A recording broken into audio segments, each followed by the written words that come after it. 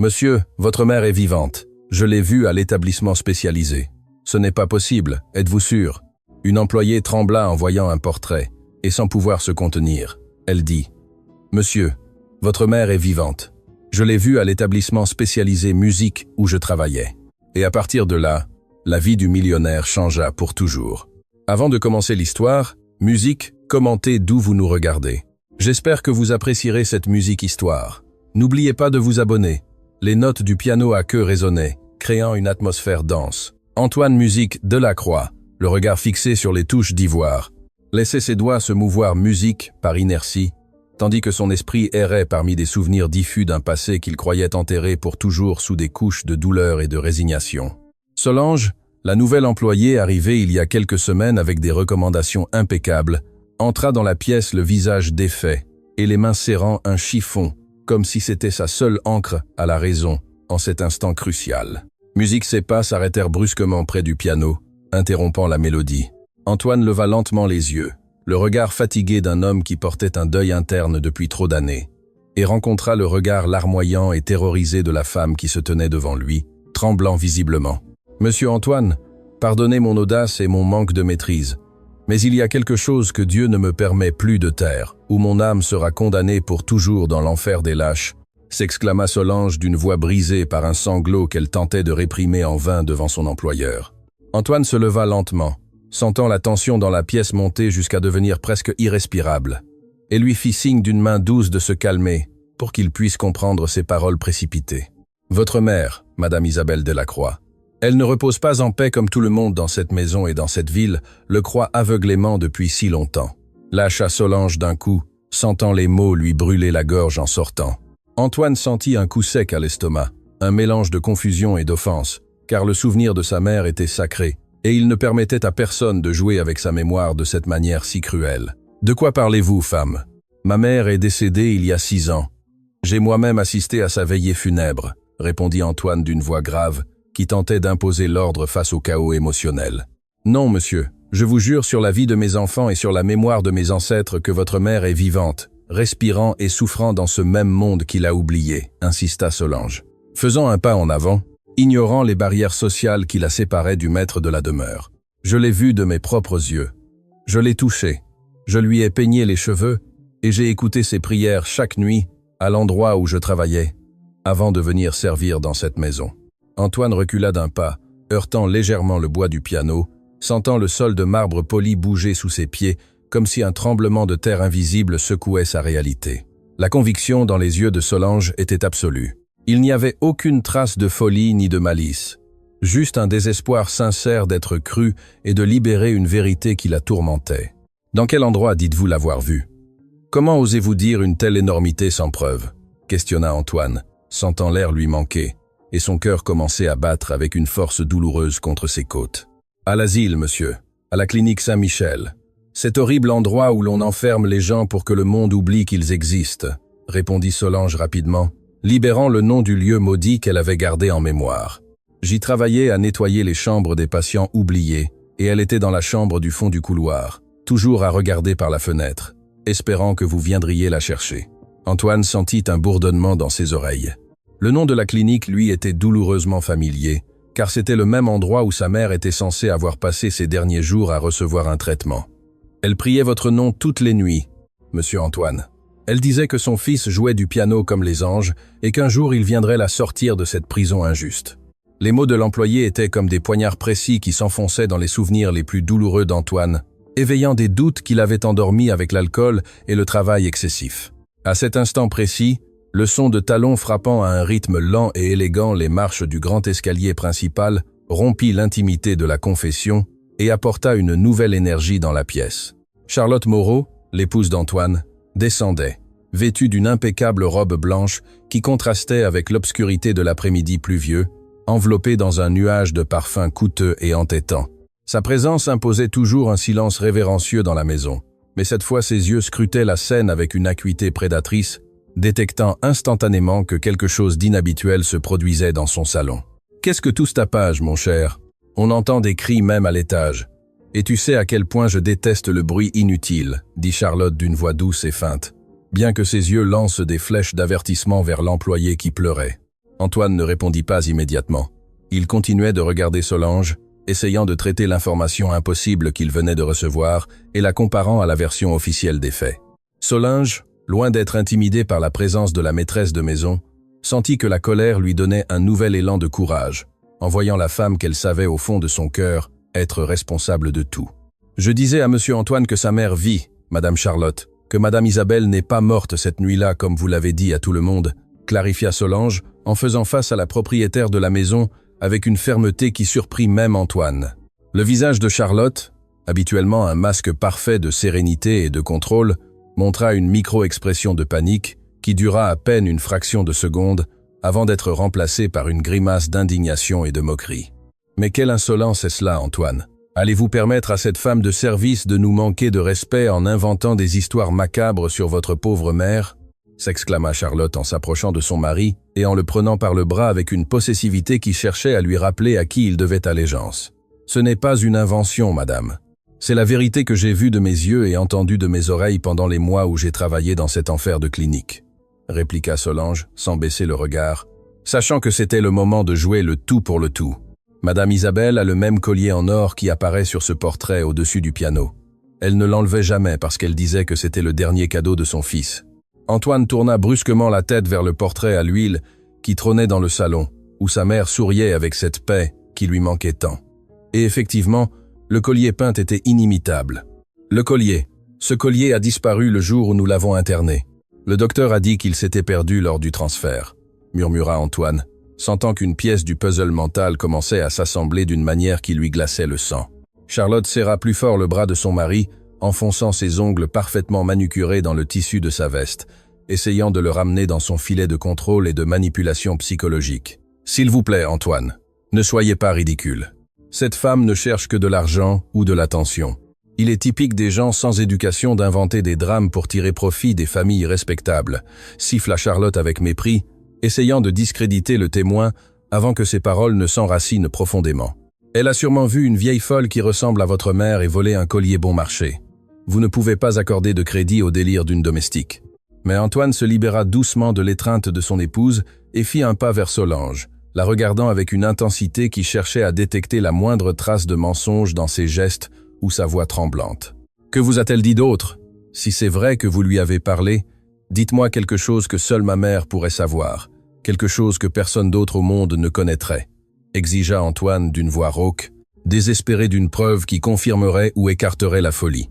Solange essuya ses larmes du revers de la main et respira profondément, cherchant dans sa mémoire les conversations murmurées dans l'obscurité de la chambre 217. « Elle m'a parlé de la berceuse des nuages, monsieur, celle que vous lui chantiez quand vous faisiez des cauchemars étant enfant et ne pouviez pas dormir de peur du noir, » commença à raconter Solange d'une voix douce.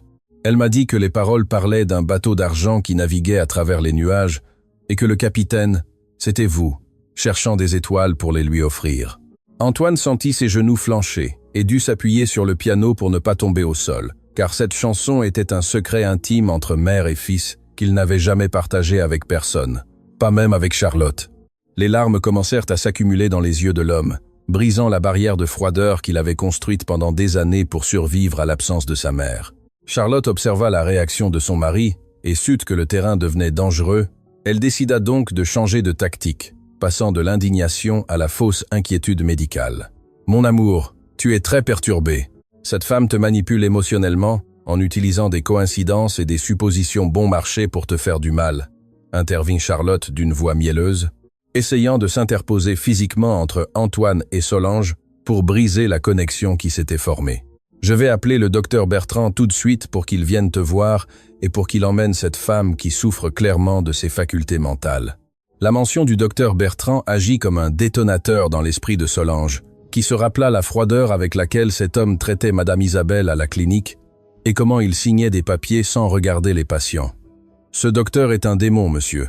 Il savait parfaitement que votre mère était saine et recevait des enveloppes d'argent pour la garder enfermée et silencieuse, » cria Solange, désignant accusatoirement le vide, comme si le médecin était présent dans la pièce. Antoine leva la main, demandant le silence absolu.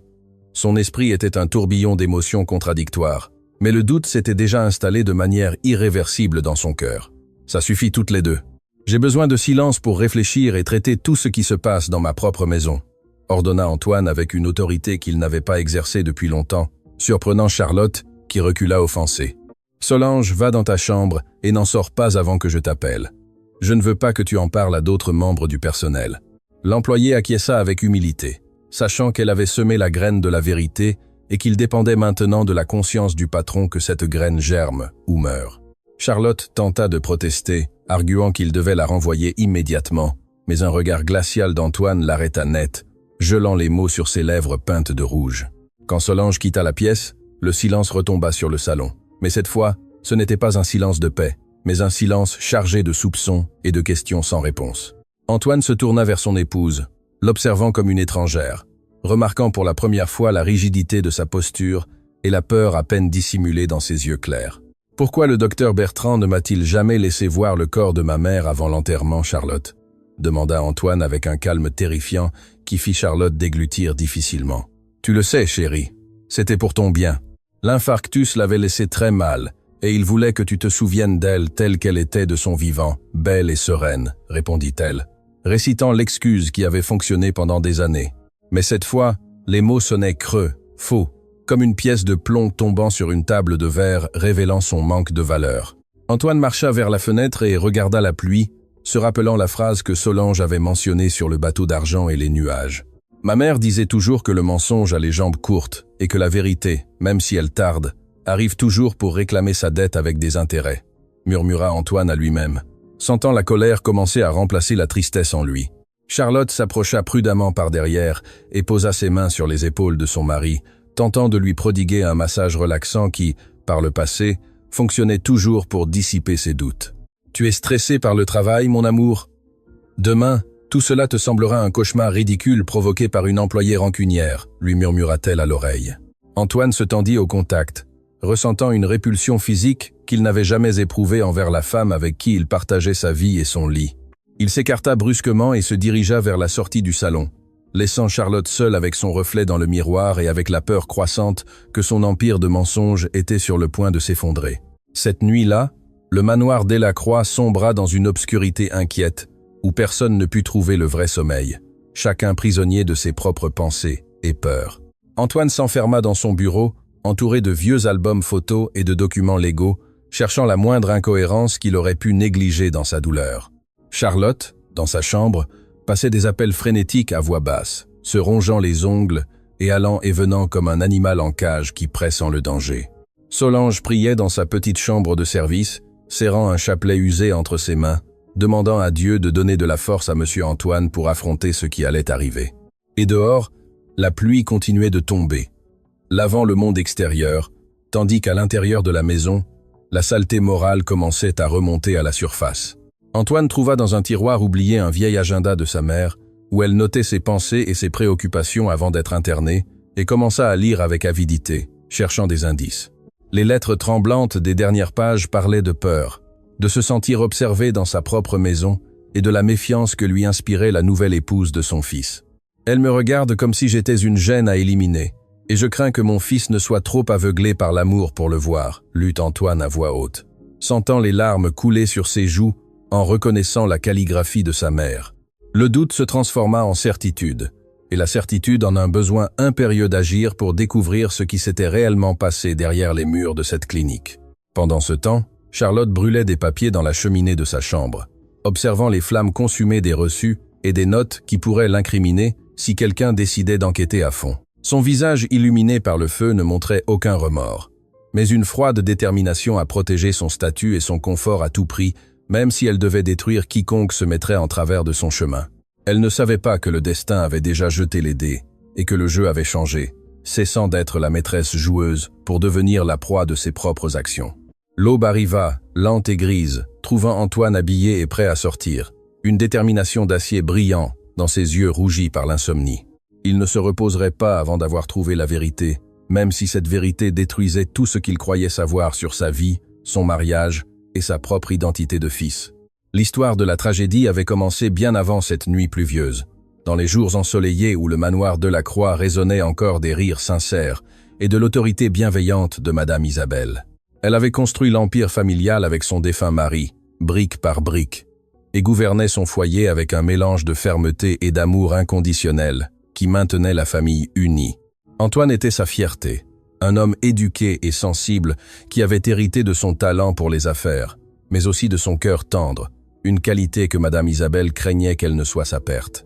L'arrivée de Charlotte Moreau dans la vie d'Antoine fut comme un vent glacial qui s'insinue par une fenêtre mal fermée, subtile au début, mais capable de geler toute l'atmosphère avec le temps. Charlotte, issue d'une famille noble déchue, vit en Antoine non seulement un époux, mais la clé maîtresse pour récupérer le statut social et économique qu'elle croyait mériter de droit de naissance. Dès le premier jour où Charlotte posa le pied dans le manoir en tant que fiancée d'Antoine, une guerre silencieuse et non déclarée s'instaura entre elle et la matriarche de la famille, camouflée sous des sourires polis et des compliments vides.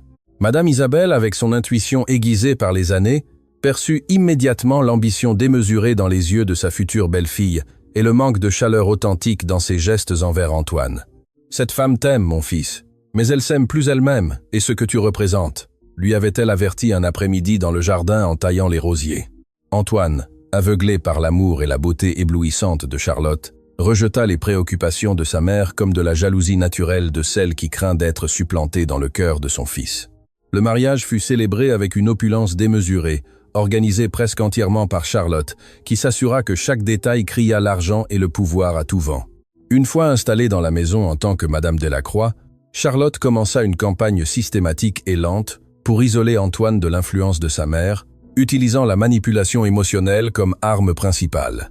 Elle se plaignait subtilement que Madame Isabelle était intrusive, qu'elle critiquait sa façon de s'habiller ou de gérer la maison, se faisant toujours passer pour la victime aux yeux de son mari. « Je veux juste que nous soyons une famille moderne, Antoine. Mais ta mère s'accroche à des coutumes anciennes et me donne l'impression que cette maison ne sera jamais la mienne », pleurait Charlotte dans l'intimité de la chambre. Antoine, tiraillé entre l'amour pour sa mère et le désir de plaire à son épouse, commença à céder du terrain, demandant à Madame Isabelle d'être plus flexible et de se retirer peu à peu des décisions domestiques. Madame Isabelle, par amour pour son fils et pour éviter des conflits majeurs, accepta de prendre du recul sans savoir que chaque concession était un clou de plus dans son propre cercueil. La situation empira drastiquement lorsque Léonie, la première et unique petite fille, naquit. Madame Isabelle déversa tout son amour sur l'enfant, ce qui éveilla une jalousie maladive chez Charlotte. La grand-mère passait des heures à chanter pour le bébé, à lui apprendre à prier et à lui raconter des histoires de famille, créant un lien que Charlotte ressentait comme une menace directe à son autorité maternelle. « Je ne veux pas qu'elle lui inculque ses vieilles idées, Antoine. Ta mère est obsédée par la petite et ne me laisse pas de place pour être mère », argua Charlotte, commençant à insinuer que l'aînée perdait le sens des réalités. C'est alors qu'apparurent les petits accidents domestiques que Charlotte attribuait aux négligences de Madame Isabelle, comme laisser le gaz ouvert ou des portes non fermées.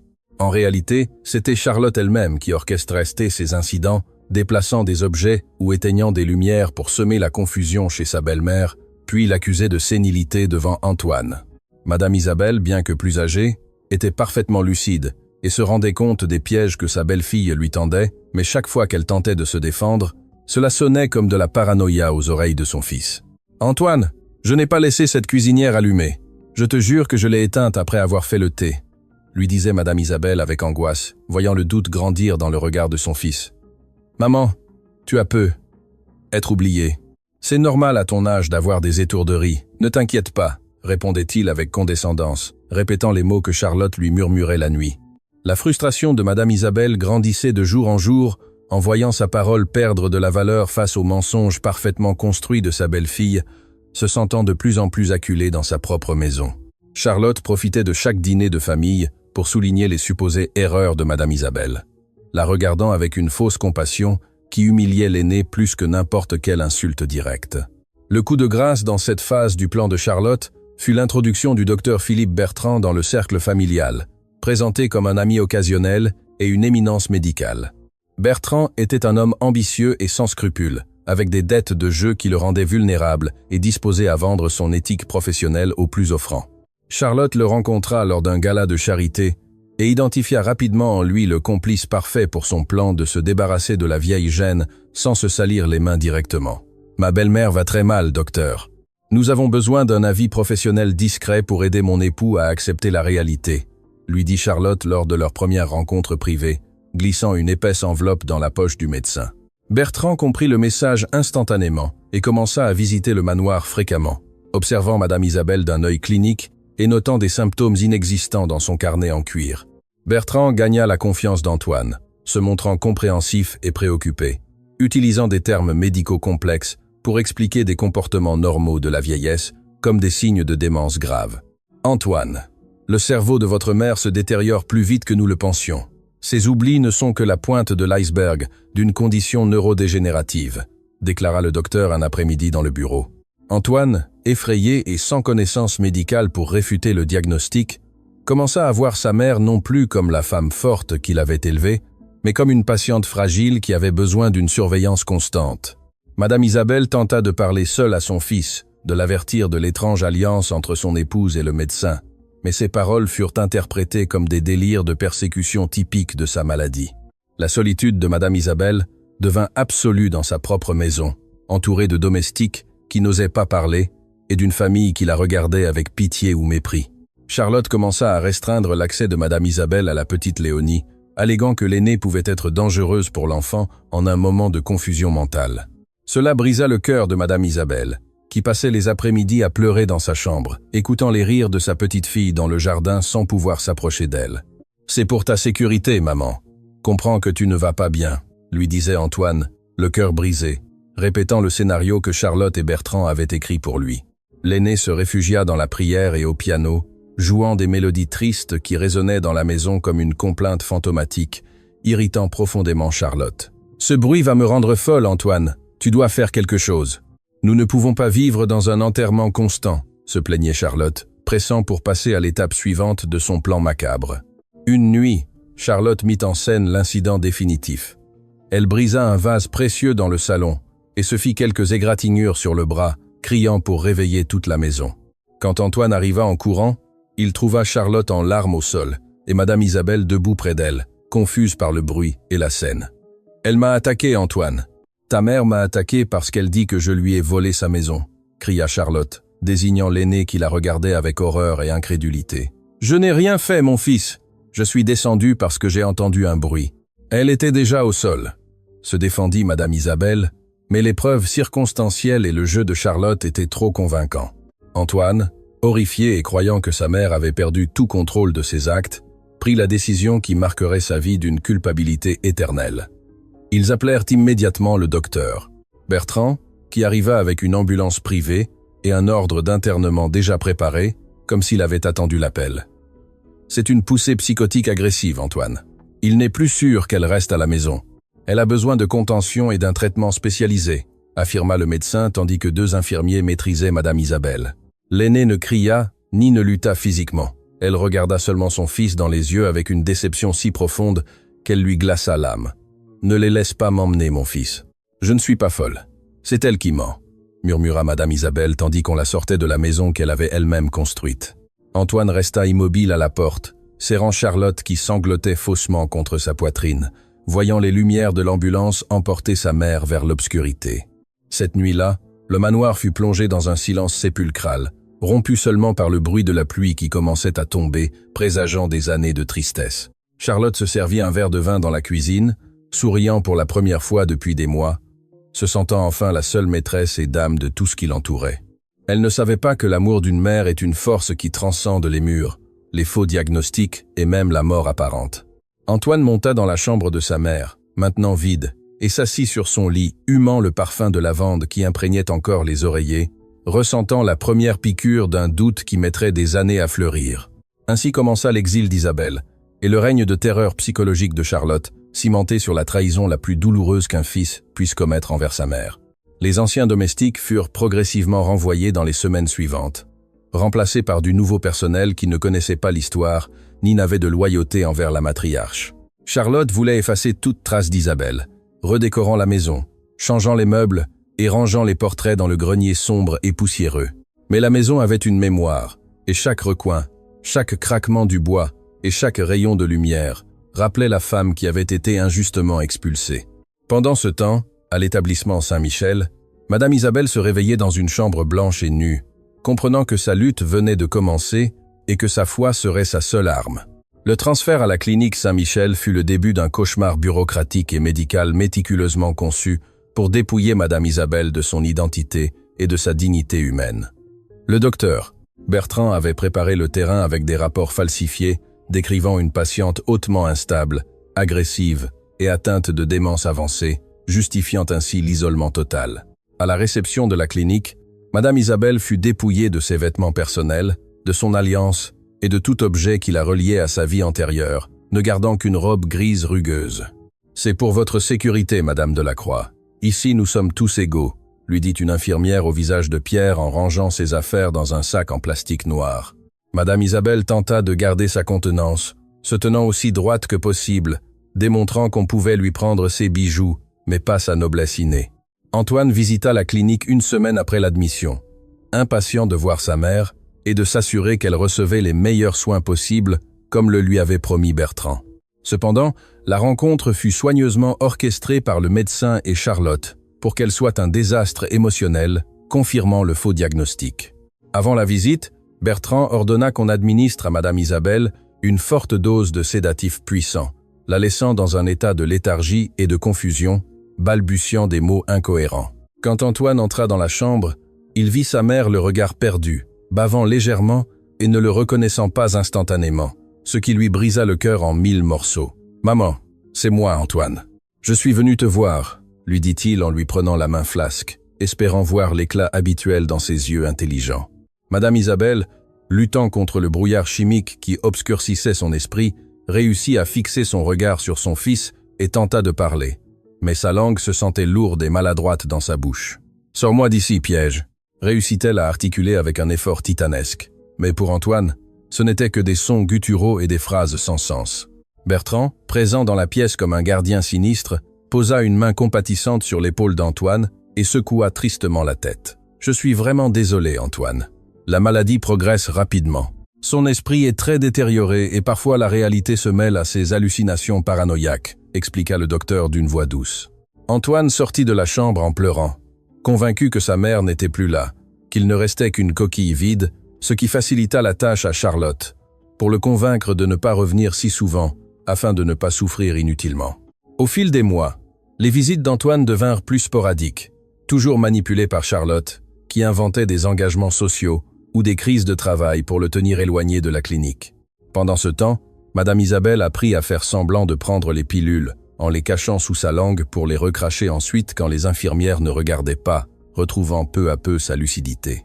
Une fois son esprit éclairci, elle comprit l'ampleur de la conspiration contre elle et réalisa que crier ou se rebeller ne ferait qu'augmenter la dose ou la ligoter au lit. Elle décida d'adopter une stratégie de silence et d'observation, devenant la patiente modèle, calme et coopérative, tout en analysant les routines du lieu, cherchant une faille pour s'échapper ou communiquer. Elle découvrit que Bertrand ne la retenait pas seulement injustement, mais qu'il y avait d'autres patients dont les familles payaient pour les garder cachés du monde. Charlotte, de son côté, consolidait son pouvoir dans le manoir et sur les comptes bancaires de la famille, utilisant la signature d'Antoine pour détourner des fonds qui étaient censés aller aux soins de Madame Isabelle.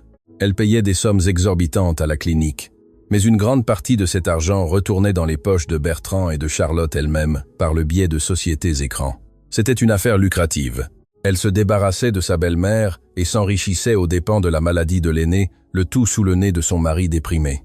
Les rares fois où Antoine s'interrogeait sur les dépenses, Charlotte lui montrait des factures médicales gonflées et lui rappelait que pour sa mère, le mieux était sans importance du coût. La culpabilité d'Antoine était le carburant qui faisait fonctionner toute la machinerie des mensonges et Charlotte savait exactement comment attiser ce feu lorsqu'il menaçait de s'éteindre.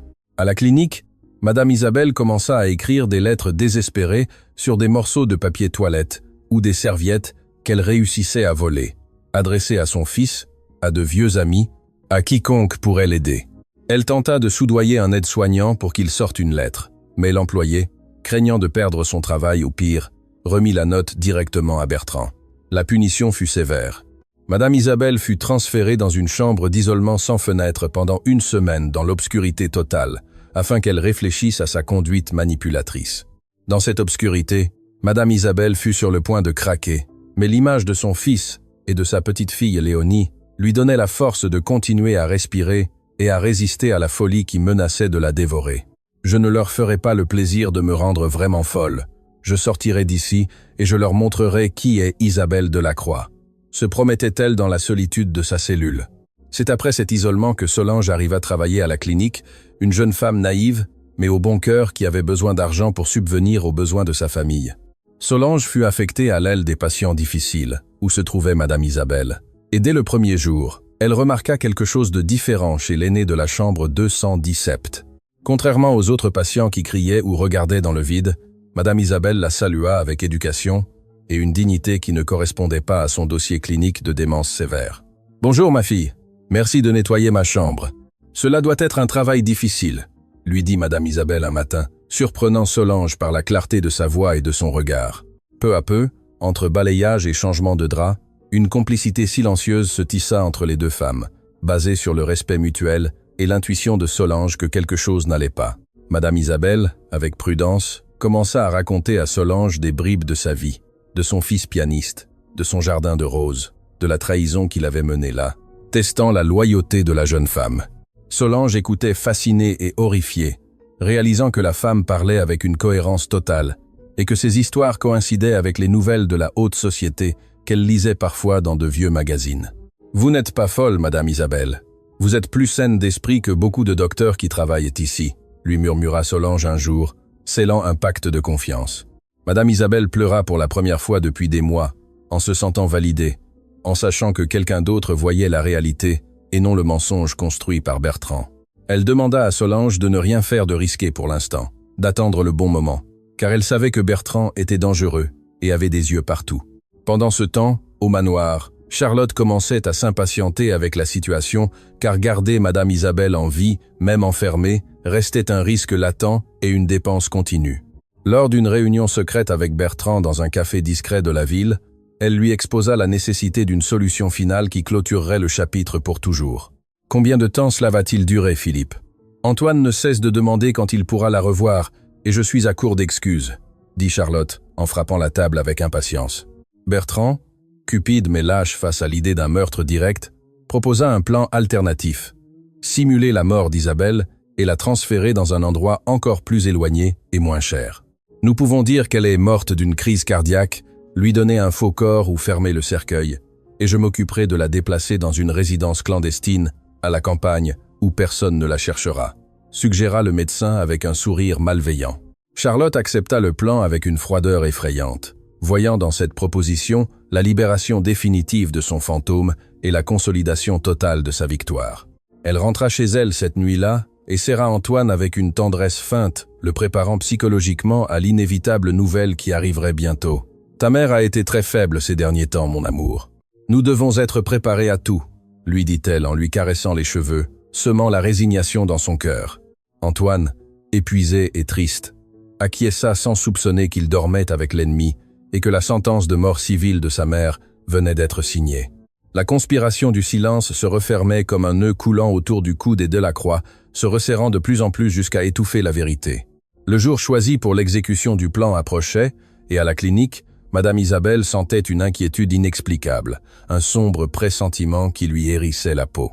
Elle remit à Solange sa possession la plus précieuse, qu'elle avait réussi à cacher dans un trou du matelas, le chapelet en nacre qu'Antoine lui avait offert enfant. « Garde-le, ma fille.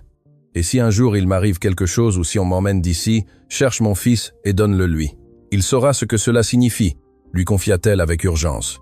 Solange cacha le chapelet dans son uniforme, promettant d'accomplir la mission, sans savoir que le destin la mettrait à l'épreuve bien plus tôt qu'elle ne l'imaginait. La tempête parfaite de mensonges était sur le point d'éclater, et seule la fragile promesse d'une employée de nettoyage restait comme espoir face à l'obscurité absolue.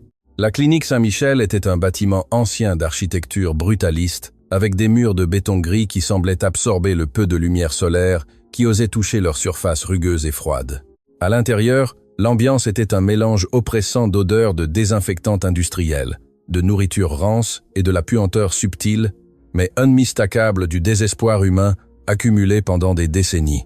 Pour Madame Isabelle, habituée à la chaleur de son foyer rempli de bois, de velours et de fleurs fraîches, cet environnement stérile était une torture sensorielle constante qui cherchait à briser son esprit.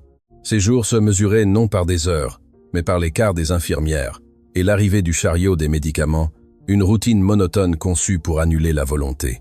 Malgré tout, Madame Isabelle maintenait une discipline de fer, se levait, se lavait à l'eau froide du lavabo et priait le chapelet en utilisant ses doigts pour compter les Ave Maria, car le chapelet physique, elle l'avait donné à Solange.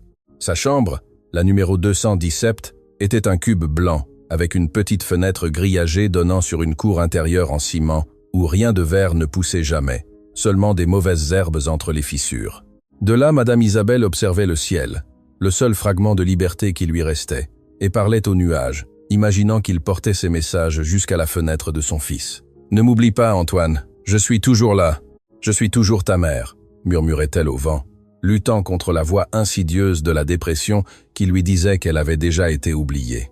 La solitude était sa compagne constante, interrompue seulement par les brèves visites de Solange, qui était devenue son seul lien avec l'humanité et la raison. Solange entrait avec son chariot de nettoyage et, tout en faisant semblant de laver le sol, lui murmurait des nouvelles du monde extérieur, lui apportait une douceur de contrebande ou lui prenait simplement la main avec affection. Aujourd'hui, il fait un temps magnifique dehors, Madame Isabelle. Les arbres fleurissent et les gens se promènent sans manteau, racontait Solange, peignant avec des mots les paysages que l'aîné ne pouvait plus voir. Ces petites conversations étaient l'oxygène qui maintenait Madame Isabelle en vie, lui rappelant qu'il y avait un monde au-delà des murs de la clinique et qu'il valait la peine d'attendre. Cependant, le docteur Bertrand commença à se méfier de la proximité entre la patiente et l'employé, remarquant que Madame Isabelle semblait plus animée après les heures de nettoyage de Solange. Il ordonna de surveiller les couloirs plus fréquemment et changea les horaires de Solange pour qu'ils coïncident moins avec les moments de lucidité de Madame Isabelle, tentant de briser ce lien dangereux. Une nuit, le plan de la fausse mort fut mis en œuvre avec une précision chirurgicale et cruelle, profitant d'une tempête électrique qui s'abattait sur la ville et couvrait tout bruit suspect. 2 infirmiers costauds entrèrent dans la chambre de Madame Isabelle, passé minuit. Ils la réveillèrent brusquement et lui injectèrent un puissant sédatif sans lui donner d'explication. « Il est temps de partir, madame. Nous vous transférons dans un meilleur endroit, » dit l'un d'eux avec sarcasme tandis qu'il la montait sur une civière, attachant ses poignets et ses chevilles avec des lanières de cuir. Madame Isabelle, semi-consciente mais terrorisée, tenta de crier le nom de son fils, mais seul un gémissement étouffé sortit avant que l'obscurité ne l'engloutisse complètement. Ils la sortirent par la porte de service arrière sous la pluie torrentielle et la firent monter dans une fourgonnette noire sans logo qui attendait, moteur en marche. Le lendemain matin, le chaos régnait dans l'aile où travaillait Solange.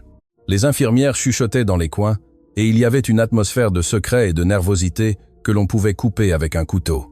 Quand Solange tenta d'entrer nettoyer la chambre 217, elle trouva la porte fermée à clé et une surveillante lui barrant le passage d'un air sévère. Inutile de nettoyer là, Dubois. La patiente Delacroix est décédée la nuit dernière d'un arrêt cardiaque foudroyant, l'informa la surveillante froidement, sans la regarder dans les yeux. Solange sentit le sol s'ouvrir sous ses pieds. Le seau d'eau lui glissa des mains et tomba avec fracas, répandant le liquide savonneux dans tout le couloir. Ce n'est pas possible. Hier, elle allait parfaitement bien. J'ai parlé avec elle et elle était forte, s'exclama Solange, oubliant un instant sa position et le danger qu'elle courait en remettant en question l'autorité. Taisez-vous et nettoyez ce désordre. Si vous voulez garder votre emploi, les vieux meurent. C'est la vie, lui lança la surveillante, la menaçant d'un doigt accusateur avant de s'éloigner en claquant des talons dans le couloir. Solange, tremblante et pleurant en silence, ramassa le désordre, mais son cœur lui criait que c'était un mensonge, que Madame Isabelle n'était pas morte, qu'on l'avait emmenée. Ce même après-midi, décidée à trouver des réponses, Solange se faufila jusqu'au bureau de l'administration, profitant du changement de quart, et écouta une conversation derrière la porte entr'ouverte. C'était la voix inimitable du docteur Bertrand parlant au téléphone. « Oui, tout s'est parfaitement déroulé, monsieur Delacroix. Le colis est en route pour Sainte-Thérèse. Personne ne se doute de rien. Oui, le certificat de décès est déjà signé. » En entendant cela, Solange dut se couvrir la bouche pour ne pas crier d'horreur. Ses pires soupçons se confirmaient. Madame Isabelle avait été enlevée et effacée de la carte avec la complicité de sa propre belle-fille. Elle savait que rester là était dangereux, que si l'on découvrait ce qu'elle savait, elle pourrait subir un accident fatal. Mais elle savait aussi qu'elle ne pouvait pas abandonner son amie à son sort. Elle décida de démissionner ce même jour, prétextant des problèmes familiaux urgents pour pouvoir se déplacer librement et chercher un moyen de joindre Antoine Delacroix. Elle quitta la clinique Saint-Michel, le chapelet en nacre serré contre sa poitrine, jurant devant la façade grise du bâtiment qu'elle reviendrait pour rendre justice. Pendant ce temps, la fourgonnette noire transportait Madame Isabelle à des kilomètres de distance vers une zone rurale et isolée aux alentours d'Orléans, où se trouvait la résidence Sainte-Thérèse. Ce lieu n'était pas une clinique, mais un dépôt de personnes indésirables, une vieille demeure décrépite cachée parmi les eucalyptus, exploitée par des gens sans licence médicale ni scrupules. En se réveillant, Madame Isabelle se retrouva dans une chambre encore plus petite et humide, avec des taches de moisissure au plafond et des barreaux rouillés à l'unique fenêtre. Une femme corpulente et d'apparence rude entra pour la voir. « Bienvenue dans votre nouvelle maison, grand-mère. Ici, on ne pose pas de questions et on ne dérange pas. Si vous êtes sage, vous mangerez, sinon vous aurez faim. » Madame Isabelle comprit avec terreur qu'elle était descendue d'un échelon de plus en enfer, mais en elle, une flamme d'indignation s'alluma avec plus de force que jamais. À la clinique Saint-Michel, le docteur, Bertrand effaçait méticuleusement l'historique de Madame Isabelle, détruisant les notes d'infirmière et altérant les registres pour que tout coïncide avec la version officielle de la mort naturelle. Il se sentait intouchable, un dieu qui décidait qui vivait et qui mourait socialement, soutenu par l'argent inépuisable de Charlotte Moreau. Il ne comptait pas sur le fait que la loyauté d'une simple femme de ménage et l'amour d'une mère étaient des forces que l'on ne pouvait ni quantifier, ni contrôler, avec des pots de vin ou des menaces. La clinique retrouva sa routine de silence et de sédatifs, avalant les cris d'autres oubliés. Mais le fantôme de l'injustice commise contre Madame Isabelle resta imprégné dans les murs. Solange, désormais hors du système, commença sa propre enquête, questionnant discrètement aux alentours, gardant des coupures de journaux sur la mort d'Isabelle et observant le manoir Delacroix de loin. Elle savait qu'elle ne pouvait pas simplement sonner à la porte et raconter son histoire sans preuve. On la prendrait pour folle ou pour extorqueuse, et elle finirait en prison. Il lui fallait un plan. Il lui fallait entrer dans la maison, gagner la confiance d'Antoine et trouver le moment précis pour porter ce coup au mensonge. Des années d'attente passèrent, à travailler dans d'autres maisons, à économiser et à prier, mais jamais, pas un seul jour, Solange n'oublia la promesse faite dans la chambre 217. Madame Isabelle, dans son confinement à Sainte-Thérèse, vieillissait physiquement. Ses cheveux devinrent complètement blancs, et sa peau se ridait comme du parchemin. Mais son esprit restait aiguisé, priant et se souvenant de chaque détail de sa vie antérieure. Elle s'accrochait au souvenir de la musique de piano de son fils, fredonnant les mélodies à voix basse pour ne pas oublier qui elle était et d'où elle venait. « Je suis Isabelle Delacroix, mère d'Antoine, grand-mère de Léonie, et je suis vivante », répétait-elle comme un mantra chaque matin en ouvrant les yeux. L'étreinte froide du système corrompu n'avait pas réussi à geler son cœur, qui continuait de battre au rythme d'une espérance tenace et indestructible. Le matin où Antoine reçut l'appel annonçant la mort de sa mère, le soleil brillait avec une ironie cruelle sur la ville, illuminant un jour qui pour lui se transformerait en la nuit la plus sombre de son âme. La voix du docteur. Bertrand au bout du fil sonnait professionnelle et faussement contrite, récitant les mots qu'il avait répétés devant le miroir. « Je suis profondément désolé, Antoine. Nous avons fait tout notre possible. » Mais son cœur s'est simplement arrêté pendant son sommeil. Antoine sentit l'écouteur peser une tonne et que les mots du médecin arrivaient à son cerveau en retard, amorti par une couche d'incrédulité et de douleur aiguë. Il raccrocha sans dire au revoir et resta à fixer le vide, sentant qu'une partie fondamentale de sa propre existence se détachait et tombait dans l'abîme. Charlotte apparut sur la scène avec le timing parfait d'une actrice consommée, déjà vêtue d'une robe de soie noire, comme si elle avait anticipé le deuil, ou peu, être simplement parce que le noir seyait bien à sa silhouette. « Que s'est-il passé, mon amour ? Tu es pâle comme un linge », demanda-t-elle avec une inquiétude simulée, s'approchant pour l'embrasser avant qu'il ne puisse même articuler la nouvelle. « Elle est partie, Charlotte. Ma mère est morte seule dans cet horrible endroit, et je n'étais pas là pour lui tenir la main, » sanglota Antoine en s'effondrant dans les bras de son épouse, cherchant du réconfort auprès de la même personne qui avait causé son malheur. Charlotte dissimula un sourire triomphant sur l'épaule de son mari, lui caressant le dos et lui murmurant des mots de consolation vides. « Elle s'est reposée, ma vie. Elle souffrait beaucoup. Maintenant, elle est dans un meilleur endroit et nous veille depuis le ciel. » L'organisation des funérailles fut un tourbillon de décisions rapides prises par Charlotte, qui s'occupa de tout pour s'assurer que personne ne pose les mauvaises questions ou ne tente de voir le corps. Elle argua qu'en raison des puissants médicaments et du temps écoulé, le docteur Bertrand recommandait vivement des funérailles à cercueil fermé pour préserver l'image digne de Madame Isabelle. Antoine, plongé dans une dépression paralysante, acquiesça à tout, incapable de se battre ou de penser clairement. faisant aveuglément confiance au jugement de son épouse et du médecin ami. Le manoir se remplit de couronnes de fleurs blanches, d'amis de la haute société qui venaient accomplir le protocole et de murmures hypocrites sur la bonne femme qu'avait été la défunte. Le jour de la veillée, le salon principal se transforma en chapelle ardente, avec le cercueil en acajou poli au centre, entouré de cierges qui vacillaient, projetant des ombres dansantes sur les murs. Antoine resta assis devant le cercueil pendant des heures, touchant le bois froid, demandant pardon en silence de l'avoir abandonné, de ne pas avoir été le fils fort qu'elle méritait. « Pardonne-moi, maman. Pardonne-moi de ne pas t'avoir ramené à la maison », répétait-il dans un murmure constant, se torturant avec la culpabilité que Charlotte avait si soigneusement cultivée en lui. À l'intérieur du cercueil, il n'y avait aucun corps, seulement des sacs de sable et des pierres du poids équivalent, une moquerie macabre qui passait inaperçue aux yeux larmoyants des endeuillés. Charlotte recevait les invités avec une élégance sombre, acceptant les condoléances et louant la force de son époux, interprétant à la perfection le rôle de la veuve stoïque et soutien de la famille. C'était une bénédiction. En réalité, son esprit n'était plus là. Commentait-elle aux amies curieuses en prenant du café et des gâteaux dans la pièce attenante, réécrivant l'histoire d'Isabelle à sa convenance. Personne ne soupçonnait la vérité monstrueuse qui se cachait derrière la façade d'un deuil respectable. La société préférait croire à la maladie et à la mort naturelle plutôt qu'imaginer une conspiration aussi vile. Léonie, qui n'avait alors que 3 ans, ne comprenait pas pourquoi sa grand-mère était dans cette boîte en bois et pourquoi son père pleurait tant, mais elle ressentait l'absence de l'aîné comme un trou froid dans son petit monde. L'enterrement au cimetière familial fut rapide et gris, sous un ciel couvert qui semblait partager la tristesse d'Antoine, clôturant le cycle du mensonge avec le dernier coup de pelle de terre sur la tombe vide. Antoine resta debout devant la stèle de marbre qui disait « Ici repose Isabelle Delacroix, mère aimée », sentant qu'avec elle, il enterrait aussi sa musique et sa joie de vivre. Rentrer au manoir fut encore pire, car le silence de la maison n'était plus d'attente, mais d'absence définitive. Chaque recoin criait le nom de la matriarche qui ne reviendrait plus.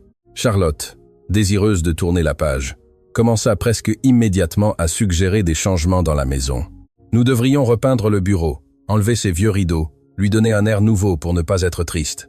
Antoine réagit avec une fureur inhabituelle à ces suggestions, interdisant formellement que l'on touche à quoi que ce soit des affaires de sa mère pour l'instant, s'accrochant aux objets comme à des talismans. Il se réfugia dans l'alcool et le travail, passant de longues heures dans son bureau ou devant le piano, sans toucher une seule touche, transformé en fantôme dans sa propre vie. La relation avec Charlotte se refroidit encore plus. Bien qu'elle ait le contrôle, elle n'avait ni l'amour ni le respect de son mari, qui l'associait inconsciemment à la douleur et à la perte. Charlotte, frustrée que la mort d'Isabelle ne lui ait pas apporté le bonheur instantané qu'elle espérait, commença à voyager seule, dépensant la fortune familiale en vêtements et bijoux pour combler son vide intérieur. Les années passèrent, traînant cette dynamique toxique. Léonie grandit dans une maison où le nom de sa grand-mère était peu mentionné et toujours avec un ton de tristesse interdite.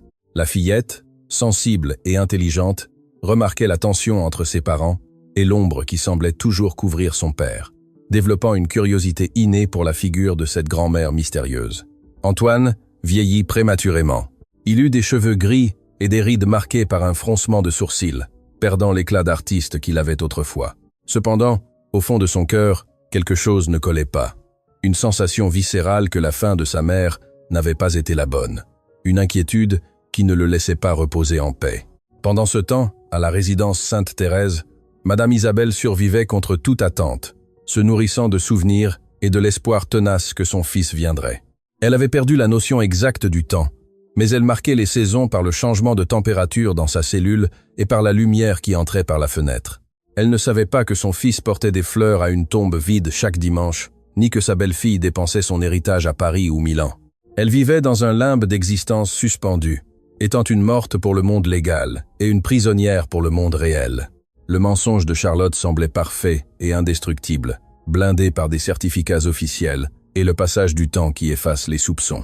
Mais les mensonges, aussi bien construits soient-ils, sont comme des châteaux de cartes qui n'ont besoin que d'un souffle de vent dans la bonne direction pour s'effondrer. Et ce vent soufflait déjà, s'approchant lentement sous la forme d'une ancienne employée de nettoyage qui n'oublia jamais une promesse, et d'une enfant curieuse qui était sur le point de monter au grenier. Le deuil construit sur des mensonges était sur le point d'affronter la vérité plus vivante que jamais. 6 ans s'étaient écoulés depuis les fausses funérailles, et le manoir Delacroix avait changé superficiellement, modernisé au goût froid et minimaliste de Charlotte, perdant une grande partie de son charme classique original. Cependant, il y avait des zones de la maison qui restaient interdites et oubliées, accumulant poussière et secrets, comme le grand grenier à l'étage supérieur où personne ne montait jamais. Léonie, maintenant une fillette de 9 ans, vive et curieuse, ressentait une attraction irrésistible pour ces recoins inexplorés, cherchant des aventures pour échapper à l'ambiance rigide et silencieuse qu'imposait sa mère. Un après-midi pluvieux, similaire à celui où tout avait commencé, Léonie profita que sa mère était au cercle mondain et son père au bureau pour se faufiler à l'étage vers le grenier. Le grenier sentait le vieux bois, la naphtaline et le temps arrêté. La lumière entrait filtrée par une lucarne sale, illuminant des particules de poussière qui dansaient dans l'air comme de petites fées dorées. Léonie commença à explorer parmi des cartons, de vieux coffres de voyage et des meubles couverts de draps blancs qui ressemblaient à des fantômes statiques attendant d'être réveillés. Dans un coin derrière un vieux porte-manteau, elle trouva un grand tableau tourné vers le mur, comme s'il était puni ou caché, honteux. Avec effort, la fillette tourna le lourd cadre doré et se retrouva face au visage peint d'une femme âgée mais belle, avec des yeux aimables qui semblaient la regarder directement dans l'âme, et un sourire qui lui était étrangement familier. « Que tu es jolie !» murmura Léonie en passant ses petits doigts sur la texture de l'huile, ressentant une connexion immédiate et inexplicable avec la femme du portrait. C'était Madame Isabelle, peinte dans ses meilleures années, arborant le fameux collier en or et assise avec élégance et pouvoir, irradiant une chaleur qui manquait au reste de la maison. Léonie descendit le tableau avec précaution et s'assit devant lui, inventant des histoires sur qui serait cette reine mystérieuse, sans savoir qu'elle contemplait son propre sang.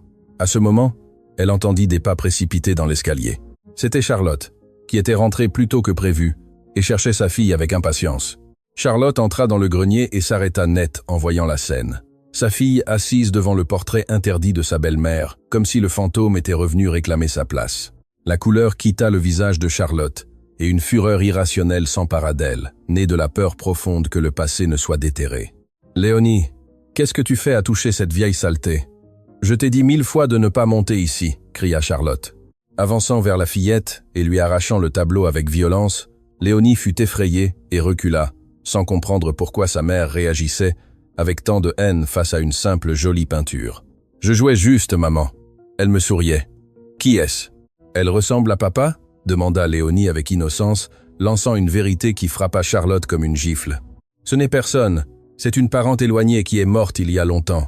Une femme méchante et folle dont on ne parle pas. » mentit Charlotte d'une voix tremblante, essayant de remettre le tableau contre le mur et de le couvrir d'une vieille couverture. « Descends tout de suite dans ta chambre et lave-toi les mains. Tu es pleine de poussière, » ordonna-t-elle, poussant doucement la fillette vers la sortie. Léonie obéit, mais emporta avec elle l'image gravée dans sa mémoire et la sensation que sa mère lui cachait quelque chose d'important sur cette femme méchante. Ce soir-là, Antoine rentra chez lui plus fatigué que d'habitude et remarqua une ambiance étrange. Léonie était silencieuse pendant le dîner, et Charlotte buvait plus de vin que de normal, le regard nerveux. « Il se passe quelque chose ? » « Vous êtes très silencieuse aujourd'hui, » commenta Antoine, essayant de briser la glace sans grand succès. « Ta fille, qui insiste pour fouiller les poubelles dans le grenier, a trouvé ce vieux tableau de ta mère et j'ai dû la gronder, » lâcha Charlotte, tentant de minimiser le fait, mais surveillant la réaction de son époux. Antoine s'arrêta, la fourchette à mi-chemin de sa bouche, ressentant une pointe de nostalgie et de douleur. « Tu ne devrais pas appeler ça de la saleté, Charlotte. C'est le portrait de ma mère, » dit-il d'une voix douce mais ferme, défendant pour la première fois depuis des années la mémoire d'Isabelle. Pendant ce temps, le destin continuait de tisser sa toile. Le poste de gouvernante, vacant après le licenciement de l'employée précédente, une autre victime de la mauvaise humeur de Charlotte, devait être pourvu d'urgence. Par une coïncidence qui ne pouvait être que l'œuvre de la Providence, l'agence envoya le curriculum vitae de Solange Dubois, qui attendait patiemment une telle opportunité. Antoine, en examinant les papiers sans y prêter beaucoup d'attention, approuva l'embauche en se basant sur les excellentes références falsifiées que Solange avait obtenues avec l'aide d'amis. Ainsi, la femme qui détenait la clé de la vérité était sur le point de franchir à nouveau le seuil du manoir, cette fois de l'intérieur. Solange arriva 2 jours après l'incident du tableau, vêtue d'un uniforme impeccable et avec une attitude d'humilité serviable, mais les yeux attentifs à chaque détail. En entrant dans le salon principal, elle sentit un frisson en reconnaissant les meubles, l'odeur et l'énergie de la maison que Madame Isabelle lui avait décrite tant de fois dans ses histoires. « Bienvenue. J'espère que vous serez efficace et discrète. Je n'aime ni les commérages ni la lenteur », l'avertit Charlotte lors de leur premier entretien. Ne reconnaissant pas dans cette femme âgée la jeune femme qui avait travaillé à la clinique des années auparavant, Solange acquiesça en baissant la tête pour cacher l'éclat de défi dans ses yeux. « Oui, madame, je serai muette comme une tombe. » Pendant ces premiers jours, Solange se consacra à nettoyer et à observer, gagnant la confiance de Léonie avec des biscuits et des contes, et étudiant les horaires d'Antoine et Charlotte. C'est en nettoyant le bureau d'Antoine qu'elle trouva, semi-caché derrière des livres, une petite photo de Madame Isabelle qu'il gardait en secret. En la voyant, Solange dut s'asseoir un instant pour reprendre son souffle, embrassant l'image comme une gravure religieuse. « Je suis là, madame. Ne vous inquiétez pas, je suis arrivée », murmura-t-elle au vide. Cet après-midi-là, tandis que Charlotte était à sa séance de massage, Solange entendit Léonie parler seule dans sa chambre. La fillette racontait à ses poupées l'histoire de la grand-mère du tableau. Solange entra sous prétexte de lui apporter son goûter et demanda doucement « De quelle grand-mère parles-tu, petite Léonie ?» Léonie, confiante, lui raconta sa découverte dans le grenier et à quel point elle ressemblait à son papa. Solange sentit son cœur battre à tout rompre. Le portrait était là, accessible, la preuve visuelle dont elle avait besoin pour affronter Antoine. Elle décida qu'elle ne pouvait plus attendre. Le risque d'être découverte par Charlotte était élevé, et chaque jour qui passait était un jour de plus de souffrance pour Madame Isabelle. Elle attendrait qu'Antoine soit seul, à ce moment de vulnérabilité qu'il avait habituellement l'après-midi devant le piano. Elle monta furtivement au grenier, récupéra le tableau et le descendit enveloppé dans un drap, le cachant dans le garde-manger jusqu'au moment opportun. La dernière pièce du décor était prête. Il ne manquait plus que le courage d'allumer la mèche qui ferait exploser le mensonge. Le moment décisif arriva un après-midi de tempête, comme si le temps voulait clôturer le cycle dramatique qui avait commencé sous la pluie des années auparavant. Charlotte était sortie pour un gala de charité, laissant Antoine seul à la maison, plongé dans sa mélancolie habituelle devant un verre de cognac. Solange savait que c'était son opportunité en or. Elle arrangea son uniforme, prit le chapelet en nacre qu'elle gardait dans sa poche comme un trésor et se dirigea vers le salon principal. Antoine leva les yeux en la voyant entrer, surpris qu'elle ne se soit pas encore retirée pour se reposer. « Vous avez besoin de quelque chose, Solange ?» demanda-t-il avec une amabilité distante. « J'ai besoin que vous m'écoutiez, monsieur Antoine, mais non pas comme votre employé, mais comme un être humain qui porte une vérité qui vous appartient, » dit Solange avec une fermeté qui fit Antoine poser sa coupe sur la table. La femme sortit le chapelet et le posa sur la surface de cristal. Le bruit des perles s'entrechoquant résonna comme un coup de feu dans le silence de la pièce. Antoine regarda l'objet et pâlit instantanément. Il le reconnaîtrait n'importe où dans le monde. C'était le chapelet de sa première communion, celui que sa mère portait toujours sur elle. « D'où tenez-vous cela? L'avez-vous volé ?»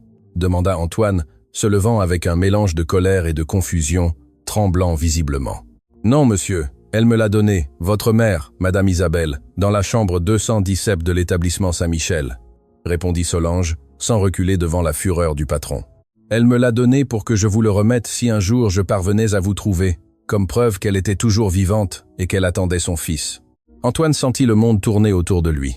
Les mots de Solange étaient impossibles, absurdes. Ils heurtaient la réalité de la mort et des funérailles qu'il avait vécues. « Vous mentez. Ma mère est morte il y a 6 ans.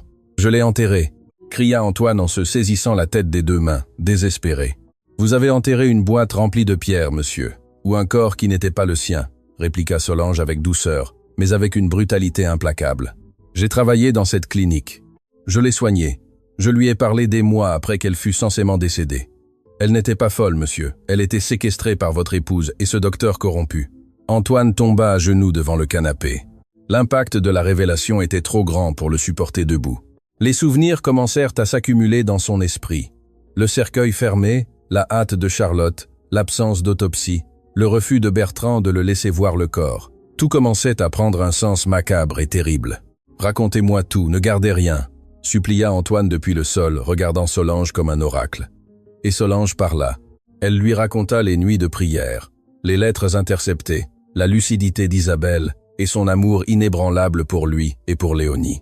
Elle décrivit comment on l'avait emmenée cette nuit de pluie, comment on l'avait trompée, et comment le personnel de la clinique avait été réduit au silence par des menaces.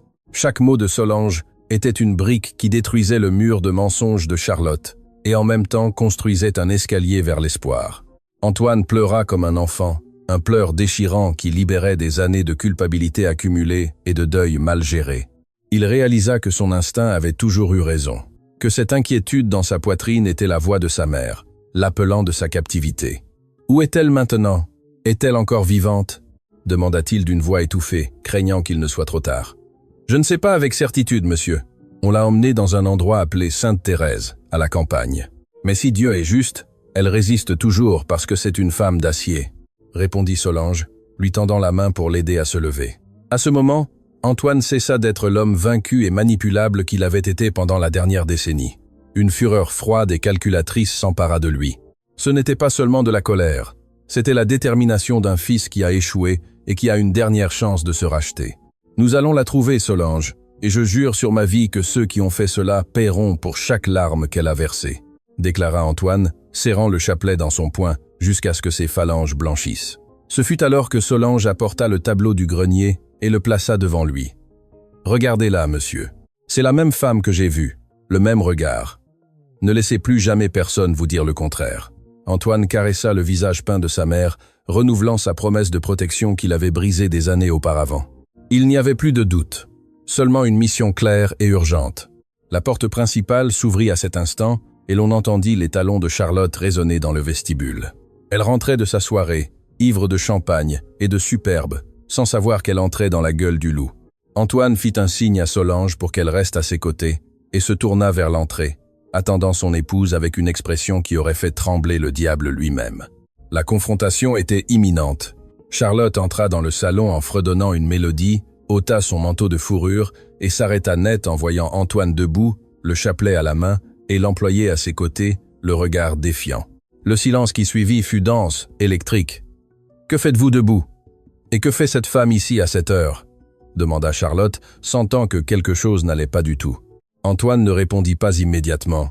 Il fit seulement un pas vers elle, montrant le chapelet. « Bonjour Charlotte, maman te salue de l'enfer où tu l'as condamnée, » dit Antoine d'une voix si glaciale que Charlotte sentit le sang lui geler dans les veines. Le visage de Charlotte passa de la confusion à la terreur absolue en quelques secondes. Elle tenta de rire, tenta de jouer la carte de l'indignation, mais le regard d'Antoine la désarma complètement. « De quoi parles-tu? Tu es ivre, Antoine.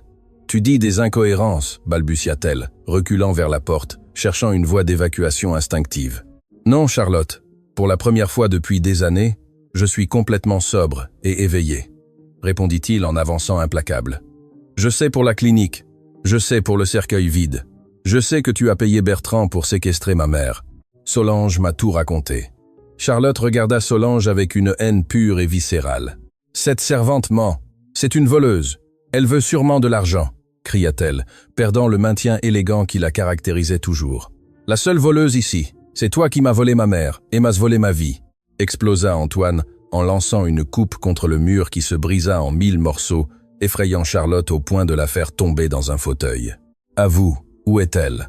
Si tu me le dis maintenant, j'aurai peu, être pitié, et je ne te livrerai pas immédiatement à la police. Acculée et voyant que son réseau de mensonges était détruit, Charlotte craqua. Elle commença à pleurer, mais non pas des larmes de repentir, mais de frustration et d'apitoiement. Je l'ai fait pour nous. Elle nous haïssait, Antoine, et elle se mêlait toujours de tout. Elle ne me laissait pas respirer. Elle voulait te monter contre moi, cria-t-elle hystérique, révélant sa vraie nature égoïste. Je voulais juste qu'elle parte, qu'elle nous laisse en paix. Le docteur a dit que ce serait facile, qu'elle serait bien soignée. Sa confession fut la preuve finale dont Antoine avait besoin, bien que l'entendre de ses propres lèvres lui fit plus mal que n'importe quelle blessure physique. Bien soignée, tu l'as jetée dans un trou pour qu'elle y pourrisse pendant que tu dépensais son argent en robes et en fêtes, dit Antoine avec dégoût, la regardant comme un monstre méconnaissable. Dis-moi, où se trouve Sainte-Thérèse? Dis-le-moi maintenant, exigea-t-il, la saisissant par les épaules et la secouant. Charlotte, tremblante et sanglotante, lui donna l'adresse approximative, un lieu perdu à la campagne que Bertrand avait mentionné autrefois. Antoine la relâcha avec répulsion, comme si la toucher salissait ses mains. « Va dans ta chambre, et n'en sors pas. Demain, tu quitteras cette maison pour toujours. Et si tu tentes de fuir avant l'arrivée de la police, je te chercherai jusque sous les pierres, » l'avertit Antoine. Charlotte courut à l'étage, s'enfermant dans sa chambre, sachant que son règne était terminé et que sa vie de luxe s'était évanouie. Antoine ne perdit pas de temps. Il appela un détective privé de confiance, l'inspecteur Marc Fournier, et lui demanda de réunir une équipe pour se rendre à Sainte-Thérèse cette même nuit. Il ne ferait pas confiance à la police locale qui pouvait être achetée par Bertrand. Il devait le faire lui-même. Solange prépara du café et de la nourriture pour le voyage, montrant une force admirable. « J'irai avec vous, monsieur. Elle aura besoin d'un visage ami quand nous la trouverons, » dit-elle. Et Antoine acquiesça, reconnaissant que sans cette femme, sa mère serait toujours perdue. Ils partirent à l'aube sous la pluie incessante, roulant à toute vitesse sur des routes secondaires boueuses, guidés par l'espoir et le désespoir. Dans la voiture, Antoine appela Bertrand, le réveillant. « Je sais tout, Philippe. Je viens chercher ma mère. Si tu as touché un de ses cheveux, prie, car même Dieu ne te sauvera pas de moi. » Il raccrocha avant que le médecin ne puisse répondre, le laissant terrorisé. Ils arrivèrent à la résidence Sainte-Thérèse à l'aube. C'était un lieu lugubre, une vieille demeure fortifiée, avec des murs hauts et des chiens aboyant dans la cour. L'inspecteur Fournier et ses hommes forcèrent l'entrée, surprenant les gardes assoupis qui n'attendaient pas une incursion armée.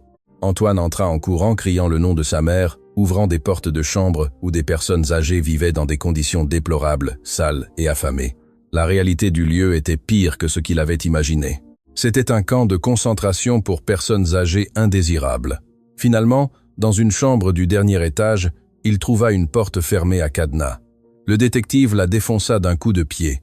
Là, assise sur une vieille chaise devant la fenêtre, enveloppée dans des couvertures déchirées, se trouvait Madame Isabelle. Elle se tourna lentement en entendant le bruit. Ses yeux étaient fatigués et son corps fragile. Mais en voyant Antoine, une lumière s'alluma dans son regard. « Antoine, c'est toi mon fils ?» demanda-t-elle d'une voix tremblante, comme si elle craignait de rêver. Antoine tomba à genoux devant elle, serrant ses jambes, pleurant sans consolation. « C'est moi, maman. Je suis venu pour toi. Pardonne-moi d'avoir mis si longtemps. Pardonne-moi. » Madame Isabelle lui caressa la tête avec ses mains osseuses, souriant avec une paix infinie. « Je savais que tu viendrais, mon enfant. Je n'ai jamais perdu la foi. L'amour trouve toujours le chemin du retour. » Solange entra derrière, pleurant également, et Madame Isabelle lui tendit la main. « Merci, ma fille. Merci d'avoir tenu ta promesse. » Dans cette étreinte à trois, le rideau de fer qui les avait séparés s'effondra pour toujours. Le retour au manoir Delacroix fut un événement presque mystique. Le soleil se leva juste au moment où la voiture franchissait le portail principal, illuminant la façade comme si la maison elle-même célébrait le retour de sa légitime propriétaire. Charlotte s'était enfuie pendant la nuit, n'emportant que ce qui tenait dans une valise et laissant derrière elle une note pleine d'excuses pathétiques qu'Antoine déchira sans lire. Peu importait où elle était, la justice l'atteindrait tôt ou tard. Mais pour l'instant, la seule chose qui importait était de guérir. Le personnel domestique, en voyant Madame Isabelle descendre de la voiture, resta paralysé. Certains se signèrent, croyant voir un fantôme, mais bientôt la commotion céda la place à la joie et aux larmes d'émotion. Léonie, qui avait été réveillée par le tumulte, descendit les escaliers en pyjama, se frottant les yeux. Elle s'arrêta en voyant l'aînée assise dans le fauteuil principal, entourée de son père et de Solange. Antoine appela sa fille avec douceur. « Léonie, viens ici. Je veux te présenter quelqu'un de très spécial. C'est ta grand-mère, Isabelle, la femme du tableau. » La fillette s'approcha lentement, regardant avec étonnement la femme qui semblait être sortie de la peinture pour devenir réelle. Madame Isabelle ouvrit les bras, et Léonie, avec l'intuition pure des enfants, courut l'embrasser sans peur, sentant la chaleur d'un sang qui se reconnaissait mutuellement. « Bonjour ma petite princesse. J'ai tellement attendu pour te serrer dans mes bras, » murmura Madame Isabelle, sentant les cheveux de sa petite fille, sentant que la vie lui rendait au centuple tout ce qu'on lui avait volé. Les jours suivants furent ceux d'une reconstruction lente mais magnifique. Des médecins de confiance s'occupèrent d'Isabelle, qui retrouva poids et force avec une rapidité étonnante, nourrie par l'amour de sa famille. Antoine ne la quittait pas. Il jouait du piano pendant des heures pour elle, remplissant à nouveau la maison de la musique qui avait été interdite. La nouvelle de la découverte de Madame Isabelle et le scandale de la clinique clandestine secouèrent la société. Le docteur, Bertrand, fut arrêté alors qu'il tentait de traverser la frontière et avoua tout, impliquant Charlotte et d'autres complices. On découvrit qu'il y avait des dizaines de personnes âgées dans des situations similaires, et grâce à l'intervention d'Antoine, toutes furent secourues et leurs familles contactées. Mais Antoine voulait faire plus. Le sauvetage ne suffisait pas. Il voulait s'assurer que personne d'autre ne souffre ce que sa mère avait vécu. Il décida de transformer la douleur en un but.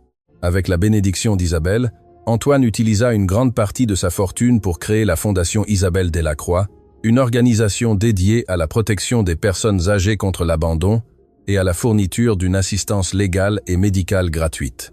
Le manoir, qui avait été un mausolée de froideur, devint le siège d'événements caritatifs et un foyer rempli de rires et de mouvements. Solange fut nommée directrice des opérations de la maison, occupant une place d'honneur dans la famille, non plus comme servante, mais comme la gardienne loyale qui avait sauvé la lignée. 1 an plus tard, une grande fête fut organisée dans le jardin pour inaugurer la fondation. Madame Isabelle, vêtue d'élégance et arborant son collier d'or retrouvé, joua du piano avec son fils et sa petite-fille, une mélodie à 6 mains qui fit pleurer tous les présents. Elle était plus vivante que jamais, radieuse, démontrant que la dignité ne peut être enfermée ni détruite. Antoine prit le micro et regarda sa mère avec adoration. « On m'a appris que l'amour peut tout, mais c'est ma mère qui m'a appris que l'amour attend aussi tout et pardonne tout. » Charlotte ne fut jamais retrouvée. On disait qu'elle vivait cachée dans un village lointain sous un faux nom, consumée par l'amertume et la pauvreté, sa propre punition à vie. Mais dans la maison Delacroix, son nom n'était plus mentionné. Il n'y avait pas de place pour la rancune, seulement pour la gratitude. Léonie grandit en apprenant de sa grand-mère la force de caractère et la bonté, devenant une jeune femme merveilleuse qui continuerait l'héritage. Un après-midi tranquille, Isabelle et Solange s'assirent sur le porche pour regarder le coucher de soleil comme 2 vieilles amies qui avaient survécu à la guerre. « Ça en valait la peine, Solange ?» demanda Isabelle en regardant l'horizon orangé. « Chaque seconde, madame, chaque seconde », répondit Solange avec un sourire serein. Le vent souffla doucement, apportant le parfum des roses. Et en cet instant de paix parfaite, madame Isabelle ferma les yeux et soupira, sachant qu'elle était enfin et pour toujours chez elle. L'histoire des Delacroix devint une légende dans la ville, un rappel éternel que la vérité est comme l'eau. Elle trouve toujours une fissure par où s'échapper, et que l'amour d'une mère est la force la plus puissante de l'univers, capable de vaincre la mort elle-même. Et ainsi, entre musique, rire et la certitude d'être ensemble, ils vécurent leurs jours non pas comme une fin heureuse de conte, mais comme un début glorieux d'une vie véritable. Si cette histoire vous a plu, nous vous serions très reconnaissants de la noter de 1 à 10. Soutenez-nous avec un like et abonnez-vous à notre chaîne Histoire Réaliste. Commentez d'où vous nous regardez. Merci pour votre soutien inconditionnel à chaque histoire. Bénédiction pour vous et votre famille.